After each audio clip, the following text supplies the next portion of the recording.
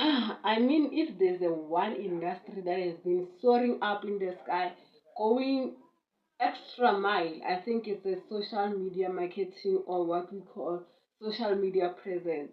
And people are raking millions, if not billionaires, are being made now. I don't know. But the question is, do they pay taxes? And if they do, how much do they pay? Hi, welcome back to my channel. My name is Bonso, and here I do legal analysis of everyday problems that are faced by individuals living in South Africa. And the assumptions that influencers do not make informal income are far from the truth. And the situation here is that, how does South African tax law apply to them, and how can they navigate paying their tax? First thing first, we're gonna explain what do we mean by influencers income. What is an income for an influencer?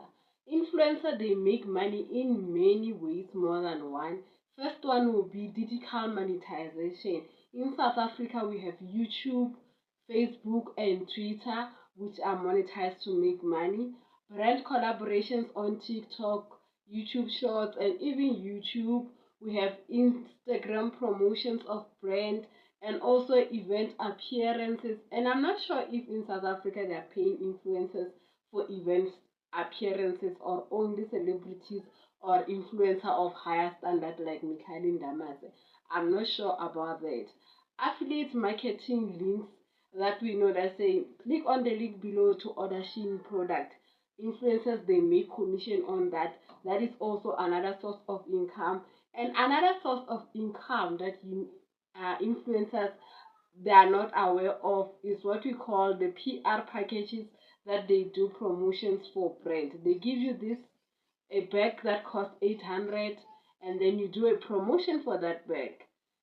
That's an income. It needs to be declared as an income.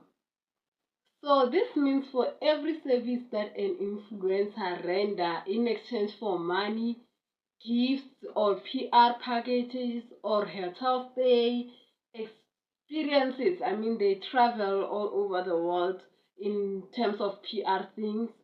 They must declare that as income, because South African law may consider that as an income, and it's taxable under income tax law.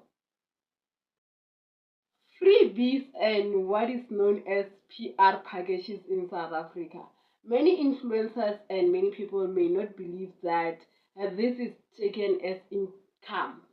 But the truth is, South African Revenue Service take PR packages as income. And let me give you example how this is true.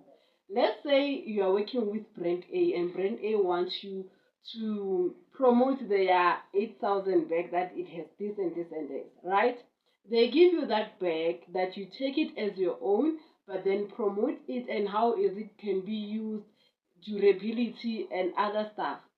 So what you're gonna do is that you take that bag, you market the bag, you take it for yourself. South African Revenue Service will say, no, you have earned 8,000 rand, because the economic value of that bag is 8,000 rand. I'm hoping I'm making sense, but I think I do. That's how we say that freebies are not freebies. You must declare them as part of your income sources. When you get them, please keep that receipt. Don't delete any emails. When you submit your taxes, that's what you're gonna submit also. Tax returns, you're gonna submit also. Try to explain that. So these freebies may include the designers, hotel stays also, restaurant experience, uh, skincare products. You know, when they give them in those so beautiful ice bath or whatever that they do, those are what we call taxable income in South African law, and you must declare them as that. The question is, how much do influencers pay? Because South African income tax law takes influencers as any other profession, and they pay as per tax brackets are indicated in SARS revenue website. Put the link below. But this is how it goes.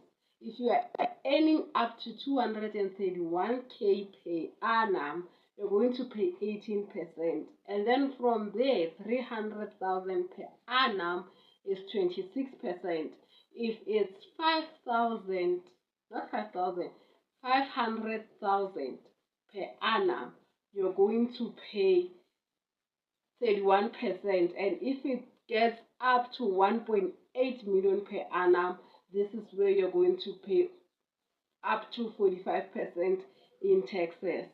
But this is not the exact figure because we're going to take into account the business expenses, um, retirement contributions.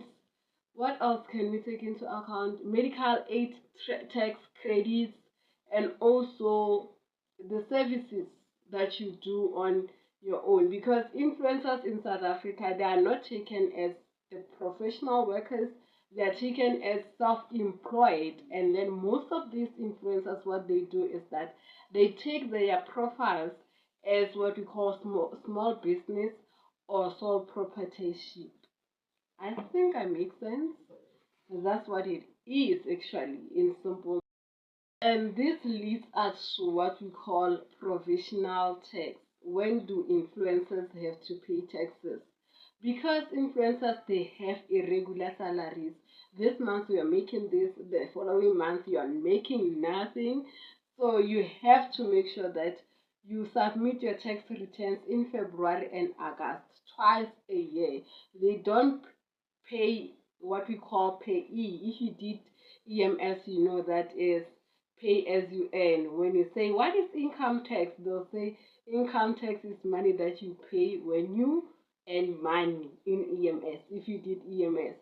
But for influencers, because their income is unstable, they have to make sure that they submit twice a year in order to give them a relief and time to balance out how much should they make in that period. Maybe you made sometime in the period of a year, but they give them 6 months, 6 months.